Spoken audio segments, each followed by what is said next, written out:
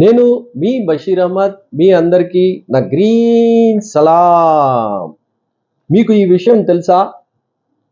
Hitler ఒక నియంత, ఒక క్రూరుడు, ఒక హంతకుడు. ఆయనని ఒక అవతారంగా పూజించింది ఎవరో తెలుసా? మరెవరో కాదు, హిందూ మిషన్ ఆర్ఎస్ఎస్ వాళ్ళు. దీని వెనుక ఉన్న కథ కమామిషు తెలుసుకుందాం రండి.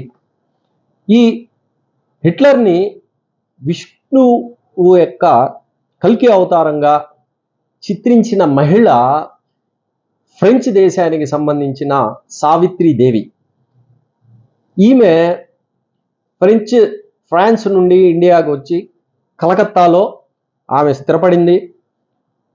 స్థిరపడి ఈమెతో పాటుగా నాడు కలకత్తాలో ఉన్న హిందూ మిషన్ అధ్యక్షుడు స్వామి సత్యానంద కూడా హిట్లర్ని విష్ణువు యొక్క కల్కి అవతారం అని పూజించారు.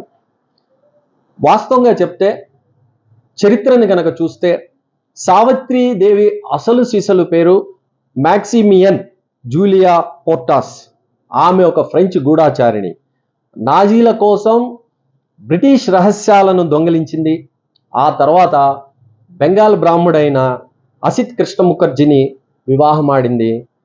భారతీయ స్వస్తిక నాజీల స్వస్తికర్తగా మారిన కథ అందరికీ తెలుసు. కానీ కలకత్తాలోని బ్రాహ్మణులు హిట్లర్ బొమ్మను పూజా మందిరాల్లో ఉంచుకోవడం, ఆర్య సంస్కృతితో పూజించడం చేశారు. సావిత్రీదేవికి హిందూ మహాసభతో సంబంధం ఉంది. ఆమె ఒక పుస్తకం రాసింది, ఏ వార్నింగ్ టు ద హిందూస్ అనే ఒక పుస్తకం రాస్తే, ఆ పుస్తకానికి ముందు మాటగా మన వీరుడు అని చెప్పుకునే వీరుడు, పిరికివాడు సావర్కర్ సోదరుడు గణేష్ దామోదర్ సావర్కర్ ముందు మాట రాశాడు. ఆర్ఎస్ఎస్ హిందూ మహాసభతో వీరికి సంబంధాలు ఉన్నాయి. ముస్లింల పట్ల ద్వేషం, ఆర్య జాతి ఆధిక్యత, ఇది హిందూ మహాసభ అలానే సావిత్రీదేవి ప్రబోధం.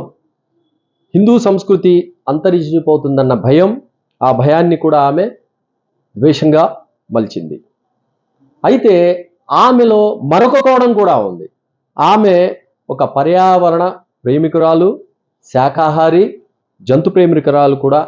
ఆమె ఒక పక్కన మానవులను ద్వేషిస్తూ, మానవుల్ని, ఆర్యులు కాని వారిని, బ్రాహ్మణులను కాని వారిని చంపాలని ప్రబోధిస్తూ, మరి ఒక వైపు జంతువుల్ని ప్రేమించడం, పర్యావరణం కోసం పాటుపడడం అనేది ఆమె ద్వంద్వ ప్రమాణాలకు నిదర్శనం.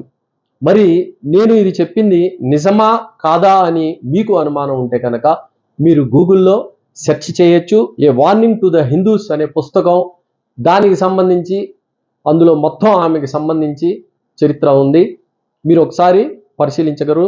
ఈ వీడియో మీకు నచ్చితే లైక్ చేయండి, షేర్ చేయండి, కామెంట్ చేయండి. చేస్తారు కదా?